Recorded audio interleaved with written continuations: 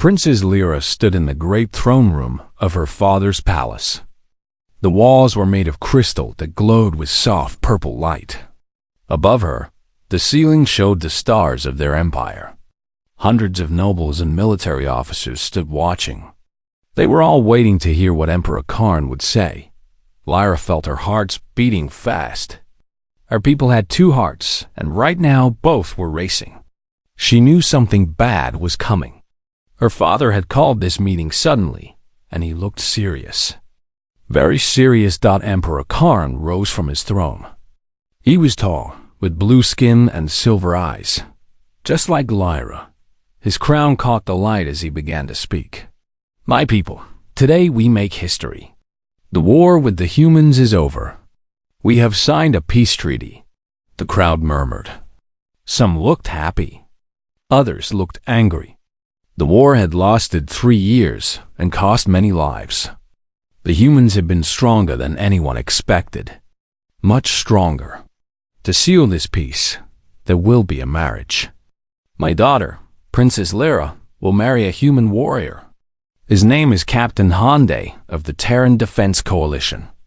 Lyra felt the floor spin under her feet. No, not that. Not a human. Not him, father, no. She cried out. She did not care that everyone was watching. Please, anyone but a human.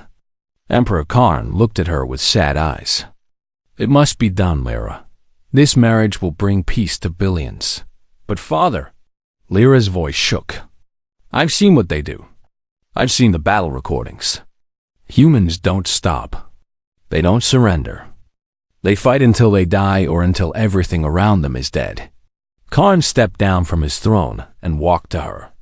He put his hand on her shoulder. That is why we need peace with them, daughter. We cannot defeat them. Lyra remembered the recordings she had watched. The Battle of Station 7. A human squad had been trapped. There were only 10 of them against 300 Vertal soldiers.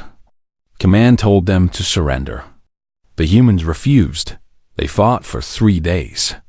72 hours without sleep. Without food. Without giving up even 1 meter of ground. One by one, the humans fell. But they kept fighting. The last man standing was their captain. His name was Hyundai. He had fought with a broken arm. Blood covered his armor. Shrapnel from explosions had torn his shoulder. But he stood there, weapon ready, eyes cold and clear. When reinforcements finally arrived, he was still standing. Still ready to fight. That was the man she had to marry. Not him, father. I'm scared of that human warrior. Lyra felt tears on her face. She was not ashamed.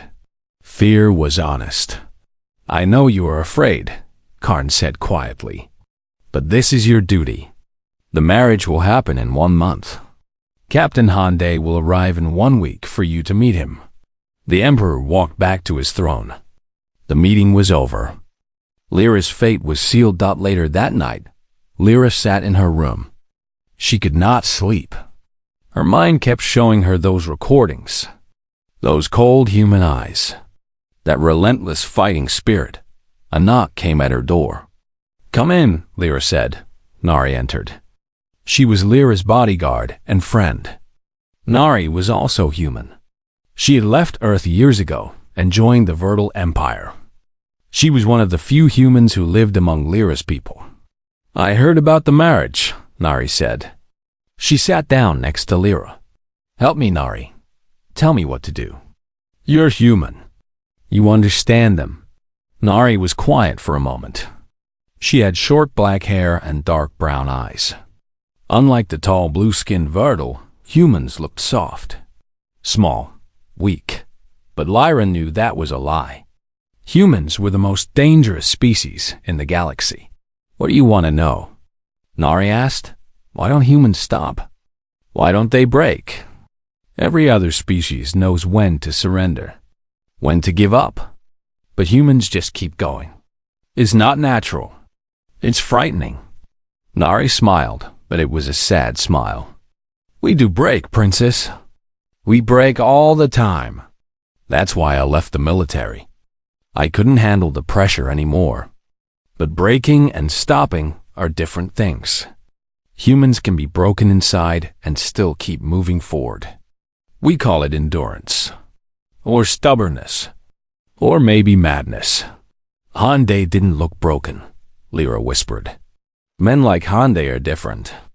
They turn their fear into something else. They use it like fuel. The more afraid they are, the harder they fight. Nari paused. But Princess, there's something you should know. I met Hyundai once, during a prisoner exchange. He treated us with respect. He followed all the rules of war. He's not a monster. He's just a warrior who's very, very good at his job. That doesn't make me feel better. I know. But maybe try to meet him with an open mind. You might be surprised. After Nari left, Lyra walked to her window. She looked up at the stars. Somewhere out there, Hyundai was coming. The human warrior who never stopped fighting. The man who would become her husband. She had 7 days to prepare. 7 days to find her courage. 7 days before she had to face the thing she feared most. A human warrior named Hyundai. The week passed too quickly. Lyra spent the time learning everything she could about humans. Nari taught her about Earth customs. About their food, their greetings, their strange ideas about honor and duty. But nothing prepared her for actually meeting Hyundai. The human ship landed at the palace spaceport on a bright morning. Lyra stood with her father and the court, wearing her finest ceremonial robes. Her hands were shaking, so she hid them in her sleeves. The ship's door opened. A ramp extended down. Then they came. 3 humans walked down the ramp. They wore dark blue uniforms with silver insignia. The man in front was Hyundai. Lyra knew it was him immediately. He was not what she expected. Yes, he was tall for a human, with broad shoulders and an athletic build. But he moved with calm grace, not aggression. His black hair was cut short and neat. His face was handsome in the human way, with strong features and dark eyes. Those eyes. Lyra met them for just a second and looked away. They were deep and thoughtful, patient, not cold like in the recordings. But she could see the warrior beneath. The careful way he observed everything. The ready posture of his body. This was a man who was always prepared for danger. Hyundai stopped in front of Emperor Karn and bowed deeply. It was the proper vertical bow, done perfectly. Emperor Karn, I am Captain Hyundai. Thank you for welcoming me to your world. His voice was quiet and respectful. He spoke the Vertal language without any accent. Behind him, a younger human stepped forward. I am Lieutenant Jin Woo, Captain Hyundai's second officer. Jin Woo looked friendlier. He smiled easily. But Lyra noticed he watched everything too. Just like Hyundai. The formal greetings took an hour. Then came the welcoming feast. Lyra sat next to Hyundai at the long table. She barely touched her food. Princess Lyra, Hyundai said softly. You don't have to be afraid of me. Lyra looked at him, surprised. I'm not afraid. Yes, you are. I can see it. He took a small sip of water. I would be afraid too, in your position. This must be very difficult. His honesty shocked her. You're not what I expected. You expected a monster. I saw the recording of Station 7. Hyundai was quiet for a moment. That was war. We did what we had to do to survive. But this is peace. I'm here to build something, not destroy it. Before Lyra could respond, screams erupted across the hall. Armed figures burst through the doors. They wore black armor and carried plasma rifles. At least a dozen of them. They started shooting at the guards. Everything happened so fast. 1 second, Lyra was sitting at dinner. The next, Hyundai had pulled her under the table. His body covered hers, protecting her. Stay down, he commanded. Lyra watched through the chaos. Hyundai was no longer the calm, polite diplomat. He moved like liquid death. He took a rifle from a fallen guard and started shooting. Each shot found its target. He never missed. Never hesitated. Jin Woo fought beside him. The two humans moved together like they shared one mind. They protected the Emperor while fighting toward the attackers. Nari appeared, helping Lyra stay low. "The captain knows what he's doing," she said. "Trust him." An attacker came around the table, rifle pointed at Lyra. She froze. The attacker's finger moved to the trigger. Hyundai was there. She didn't even see him move. He disarmed the attacker in one smooth motion and knocked him unconscious. Then he was moving again, taking down two more attackers. The battle lasted 3 minutes. When it ended, 7 attackers were dead or unconscious. The rest had fled. None of the royal family or guests were hurt. Hyundai walked back to Lyra. There was not a drop of sweat on his face. His breathing was calm and steady, like he had just taken a walk, not fought a dozen armed men. "Are you injured, Your Highness?" he asked. Lyra couldn't speak. She just shook her head. "Good." He offered his hand to help her stand. His hand was warm and steady. Hers was cold and shaking. Later, after the medics had come and the bodies were removed, Lyra found Hyundai on a balcony. He was looking at the stars. "Why aren't you afraid?" she asked. "Those men tried to kill us.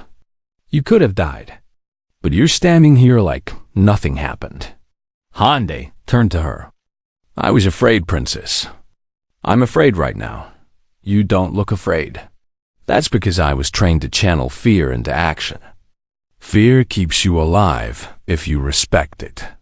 If you let it control you, you die. If you ignore it completely, you die. But if you use it, then you survive." "I don't understand humans," Lyra said.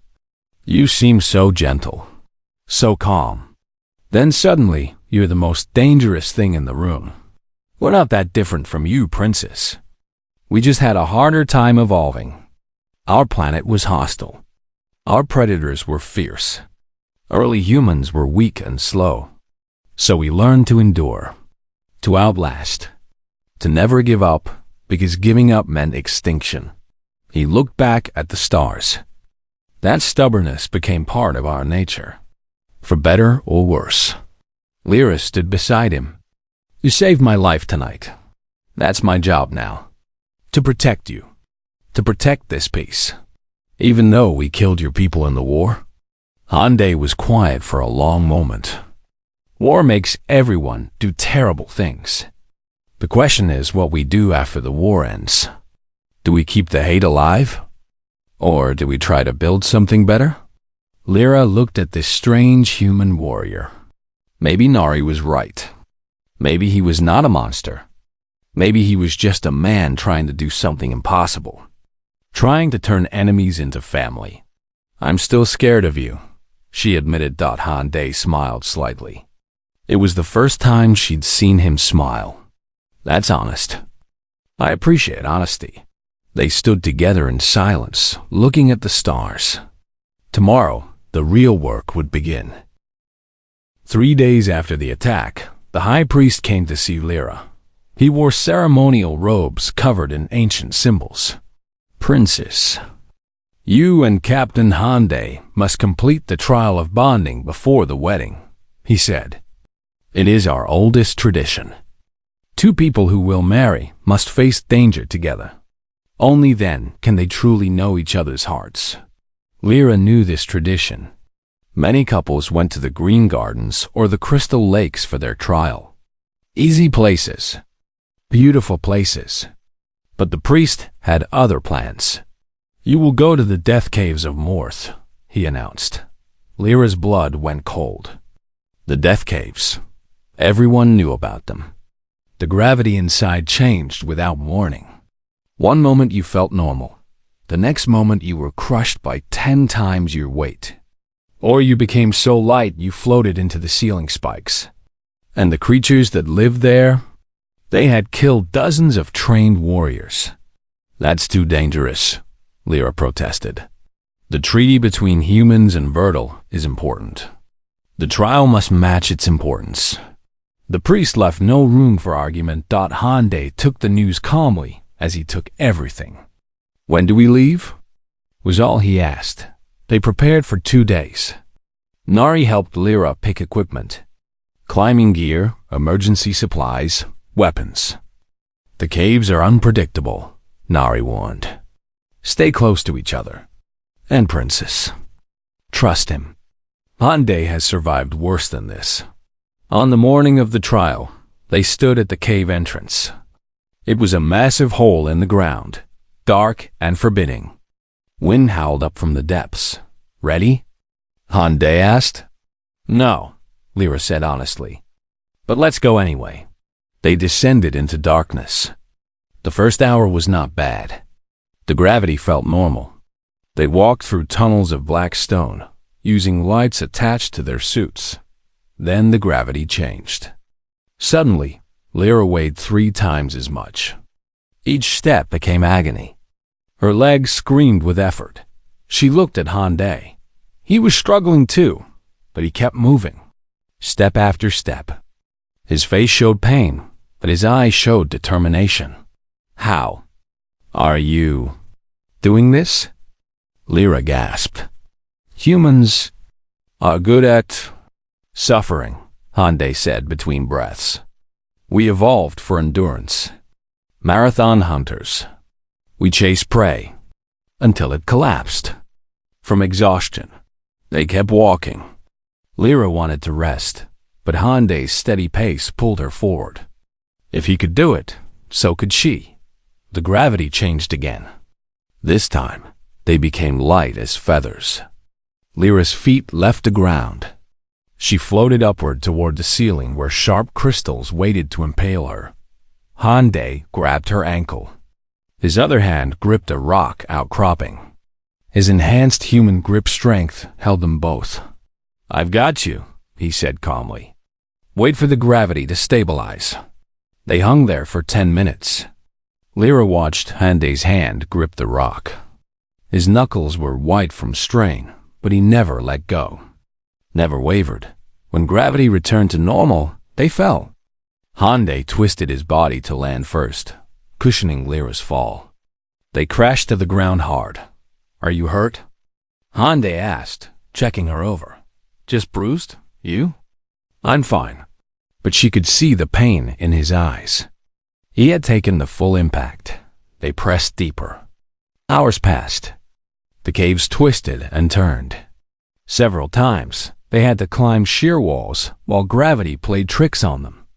Hyundai went first every time, testing each handhold, making sure it was safe for her. Why are you doing this? Lyra asked during a rest. You could probably move faster without me. That's not the point of this trial, Hyundai said. We're supposed to face this together. That means we look out for each other. But I'm slowing you down. No, you're not. You're doing great. Better than most trained soldiers would. He smiled at her. You have more courage than you think, Princess. Lyra felt warmth spread through her chest. It was the first real compliment he'd given her. Then they heard it. A sound like stones grinding against each other. A hissing that echoed through the tunnels. What is that? Lyra whispered. Hyundai's expression hardened. Something big. Get behind me. It came around the corner. A morph serpent. 20 meters long, covered in armored scales. Its head was massive, filled with teeth like swords. Eyes gleamed with hunger. Lyra had read about these creatures. They were apex predators, lightning fast despite their size. Their scales could deflect most weapons, and they never stopped once they started hunting. Run, Hyundai said quietly. What? Run. Find shelter. The serpent struck. Hyundai pushed Lyra aside and rolled away.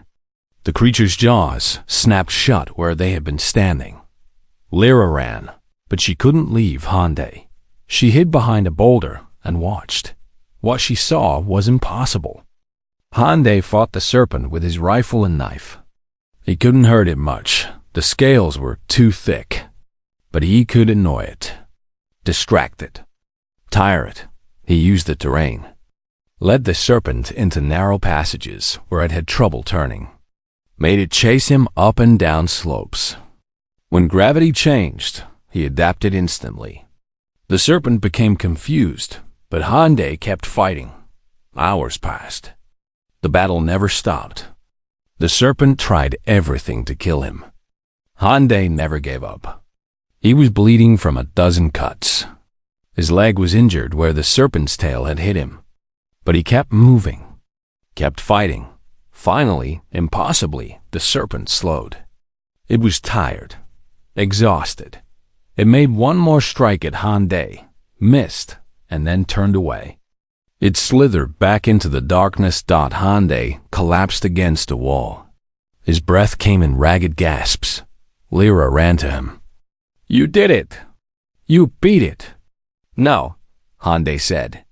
"I outlasted it." "Different thing. Why didn't you kill it when it was tired?" Hyundai looked toward where the serpent had gone. "Because it was protecting something. Did you see how it kept trying to push me away from that tunnel? It has a nest. Maybe eggs or young. I understand that. I'm here to protect something too." Lyra stared at him. This human warrior who everyone feared. He had just shown mercy to a monster that tried to kill him. "We need to get you medical attention," she said. "First, we finish the trial. The sacred crystal should be close." They found it together an hour later. A glowing blue crystal in a small chamber. They took it and began the long climb back to the surface. When they finally emerged into daylight, covered in dirt and blood, Lyra realized something had changed. She looked at Hyundai differently now. Not as a monster she feared, but as a guardian, a protector, someone who would never give up on the things he cared about. Maybe that was what this trial was really about. Understanding what kind of person you were binding your life to. And maybe, just maybe, she was lucky to have someone like Hyundai. After the trial of bonding, something changed between Lyra and Hyundai. They spent more time together, and not just because tradition required it. Lyra found herself curious about this human who seemed so different from what she expected. One evening, she visited his quarters in the palace. He had decorated the room with things from Earth, a small plant in a pot, pictures on the wall, a wooden instrument she didn't recognize. "It's called a guitar," Hyundai explained. "My mother played it. She tried to teach me, but I was better at fighting than music." "Your mother?" Lyra sat down. She realized she knew nothing about his family. Hyundai picked up the guitar carefully, like it was precious. "She died 4 years ago, during the Battle of Terra Station. She was a civilian doctor helping wounded soldiers. When the station was attacked, she stayed behind to evacuate her patients. The station exploded before she could get out." "I'm sorry," Lyra said softly. "My father died the same year. He was a pilot, shot down over Sector 9. Hyundai's voice was steady, but Lyra could see the pain in his eyes. "I had a younger sister too, Jiwoo. She was 14.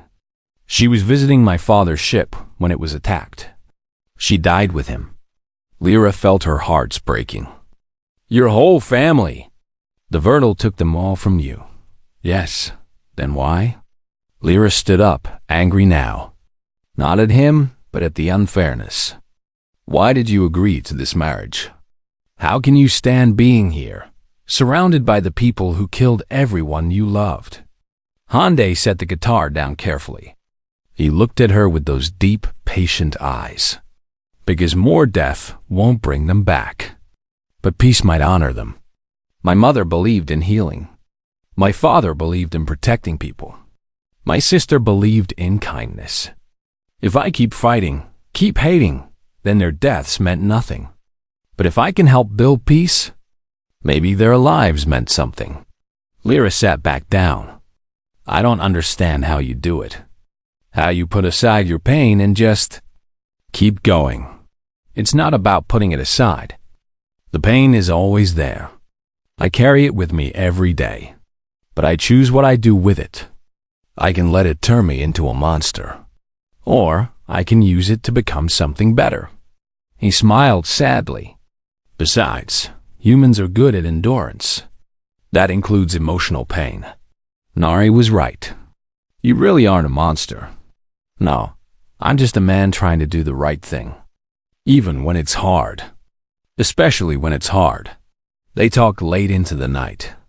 Hyundai told her about Earth, about vast oceans and high mountains, about cities filled with millions of people, about music and art and the simple joy of a sunset.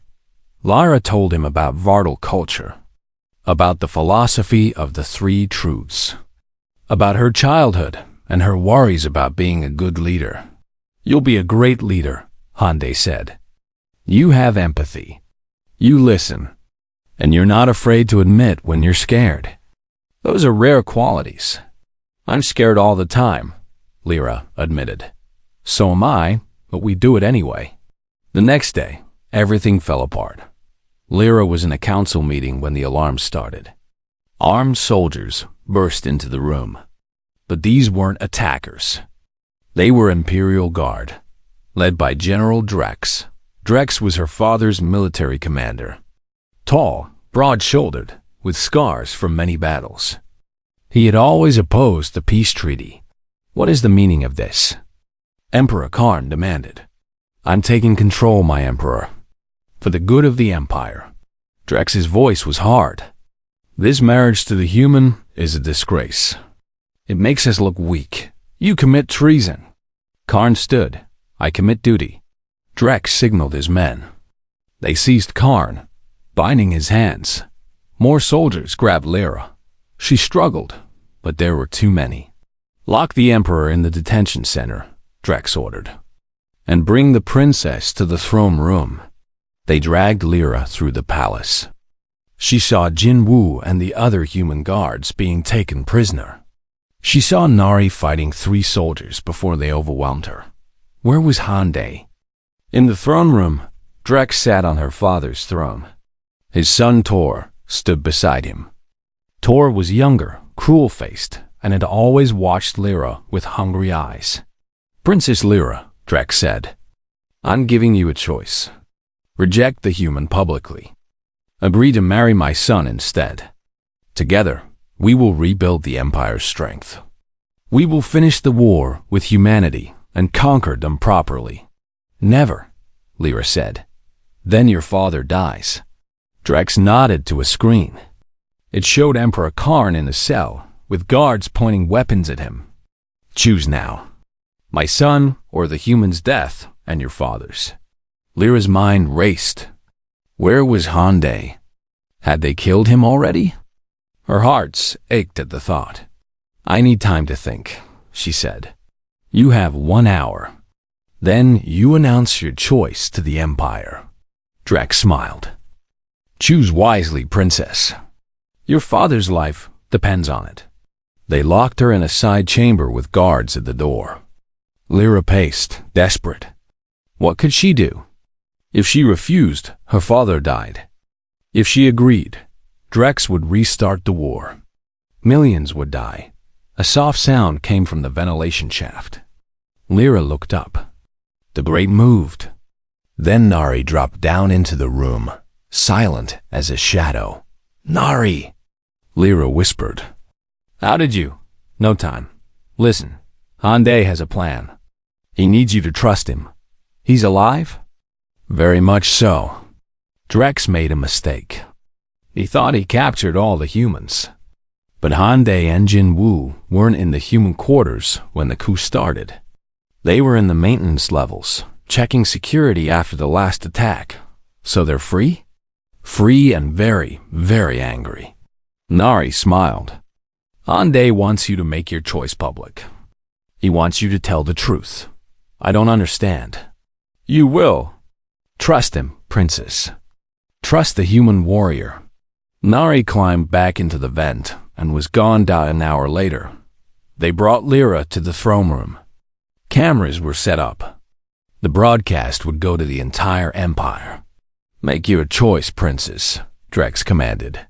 Lyra looked at the cameras. She thought about what she had said a month ago. "Not him, Dad. I'm scared of that human warrior." She understood those words differently now. "I choose," Lyra said clearly. "I said I was scared of Hyundai, but I was wrong. I'm not scared of him. I'm not even scared for him. Because I've learned what it means to be human. It means never giving up. It means fighting for what's right, even when it's hard.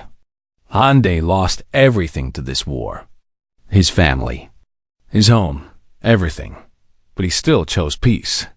He chose to build instead of destroy. That's not weakness. That's the strongest thing anyone can do." She looked directly at Drex.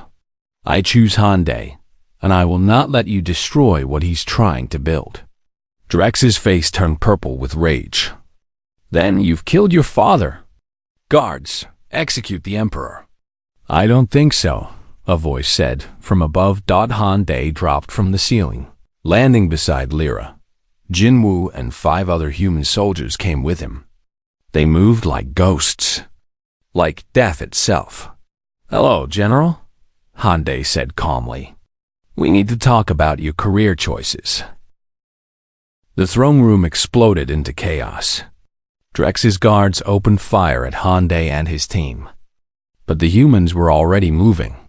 They scattered like water, each one finding cover, returning fire with perfect accuracy. Lyra dropped to the floor as Hyundai covered her. "Stay down," he said. Then he was moving again, his rifle speaking in controlled bursts. Jinwoo fought beside him. The 2 humans moved like they were dancing, each one covering the other's blind spots. They advanced through the room, taking down guards with brutal efficiency. "Stop them," Drex roared. More guards poured in. 20, then 30, then 40. The humans were outnumbered 8-1. It didn't matter. Lyra watched in awe as Hyundai and his team fought. They didn't panic. They didn't rush. They moved with cold calculation, turning the enemy's numbers against them. Guards got in each other's way. Friendly fire took down their own soldiers. Meanwhile, the humans never missed. This was what made humans terrifying. Not their strength or speed, but their ability to stay calm in chaos. To think clearly when everyone else was panicking. To coordinate perfectly under pressure. "Protect the princess," Drex shouted. His guards formed a wall around Lyra and the throne. Hyundai changed tactics. He stopped shooting and started moving. He flowed through the guards like smoke, disarming them with precise strikes. None of his movements were wasted. Every action had purpose. He reached Lyra and pulled her to her feet. "Time to go," he said. "My father, Jinwoo's team is rescuing him now. We need to get you safe first." But Tor blocked their path. He held a plasma blade, the kind used for ceremonial duels. "Fight me, human, or I'll cut her down where she stands." Hyundai pushed Lyra behind him. "You don't want to do this. I want to kill you. I want to marry her. And I want to restart the war." Tor lunged forward. Hyundai sidestepped and disarmed him in one motion. Tor crashed to the floor. But he rolled, grabbed a fallen rifle, and aimed it at Lyra. Hyundai was faster. His shot hit the rifle, destroying it. Then he was on Tor, pinning him down. "Stay down," Hyundai said. There was no anger in his voice, just firmness. Drex appeared then, his own blade drawn. "Release my son." Hyundai stood, facing Drex. "General, this is over. Surrender now." "Never. You took everything from us. You humans come here, act superior, and expect us to just accept it." Drex attacked.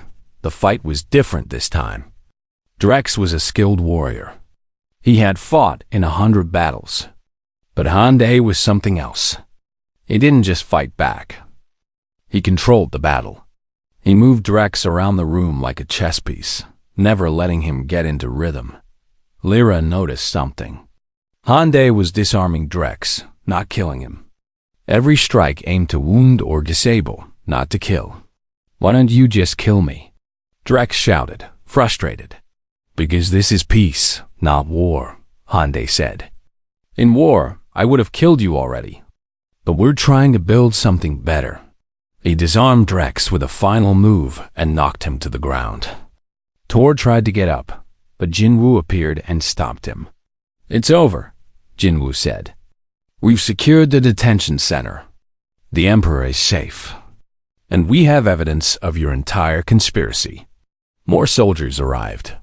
But these were loyal to the Emperor, led by Nari. They arrested Drex and Tor. "You humans only know how to kill." Drex spat as they dragged him away. "No," Hyundai said quietly.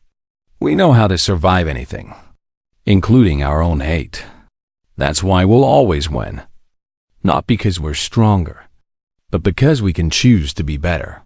Later, after order was restored, Lyra stood with her father in the medical bay. Karn had some bruises, but was otherwise fine. "I underestimated the human," Karn admitted. "He could have killed Drex, killed all the traitors. He had the right, but he chose mercy instead. That's what makes him special," Lyra said. "He's strong enough to show weakness, brave enough to choose peace." Karn looked at his daughter. "You're not afraid of him anymore." "I'm still terrified," Lyra said honestly. "But now I'm terrified of disappointing him, of not living up to what he believes we can be." The next day, a public ceremony was held. Emperor Karn addressed the entire empire. "Citizens of Vartal, yesterday, General Drex attempted a coup. He believed that peace with humans made us weak. He was wrong. I watched Captain Hyundai and his soldiers fight through overwhelming odds. I watched them show mercy when they could have shown cruelty. This is not weakness. This is strength of a kind we have forgotten." Karn gestured to Lyra and Hyundai, who stood together. "My daughter will marry Captain Hyundai, not just to seal a treaty, but because he embodies the best of what humanity offers: loyalty, endurance, the courage to forgive. These are qualities we need in our empire." The broadcast ended. Lyra turned to Hyundai. "Are you ready for this? Marrying me means becoming part of Vartal politics forever." "I've faced worse," Hyundai said with a small smile. The wedding was planned for the following week. This time, Lyra helped with every detail. She wanted it to blend both cultures, human and Vartal traditions together. The night before the wedding, Lyra couldn't sleep. She found Hyundai in the gardens, looking at Earth in the night sky. It was visible as a small blue dot. "Nervous?" he asked. "Terrified," she admitted. "Tomorrow everything changes." "Good. Being terrified means you're doing something important." He looked at her. "I'm scared too. I'm scared I won't be a good husband, that I'll fail you somehow. But I'm going to try. Every day, I'll try. That's all I can ask." Lyra took his hand. It was warm and strong. "Hyundai, thank you." "For what?" "For teaching me that fear doesn't have to control us, that we can be afraid and brave at the same time." The wedding ceremony was beautiful. Lyra wore traditional Vartal robes of silver and purple. Hyundai wore a human military dress uniform with Vartal ceremonial additions. They stood before the high priest and made their vows. When it was time for Hyundai to speak, he said, "I promise to protect you, to stand by you, to never give up on us, no matter how hard it gets. Because that's what humans do." "We endure," Lyra replied. "I promise to trust you, to learn from you, to build this peace with you. Because that's what we both do now. We choose hope over fear." The crowd cheered. Jinwoo grinned widely. Nari wiped away tears. Emperor Karn looked proud at the reception. Young Prince Vex approached Hyundai. "Captain, Will you teach me to fight like a human? Hyundai knelt down to the boy's level. I'll teach you something better. I'll teach you that fighting is the last option, not the first. That real strength is protecting people, not hurting them. Even if you're scared, especially if you're scared. As the celebration continued, Lyra and Hyundai slipped away to a quiet balcony. They looked out at the city, lights sparkling below them. A month ago, I said I was scared of you, Lyra said softly. Not him, Dad. I'm scared of that human warrior. Do you remember? I remember. I was right to be scared. But not for the reasons I thought. I wasn't scared of what you'd do to me. I was scared of what you'd make me become. You challenged everything I thought I knew. You made me braver, better. Hyundai took her hand. You did that yourself. I just gave you a reason. So what now? Lyra asked. We've survived assassination attempts, trials, and coups. What's next? Now we do the really hard part, Hyundai said. We make the peace last. We raise children who don't know the old hatreds. We build something that lasts longer than both of us. That does sound harder than fighting a morph serpent. Much harder. But humans are good at hard things. And now you are too. Lyra leaned against him, feeling safe for the first time in a long time. She thought about the scared princess she had been a month ago. That girl had seen a monster in Hyundai. Now she saw a partner. A guardian. A friend. And maybe, someday, she would see what he had seen all along. That humans and Vertil weren't so different. They both knew fear. They both knew pain. But they could both choose to keep going anyway. That was the real lesson. Fear didn't make you weak. Giving up did, and neither of them would ever give up, not on peace. Not on each other. Not on the future they would build together. The human warrior and the alien princess stood together, looking at the stars, ready to face whatever came next.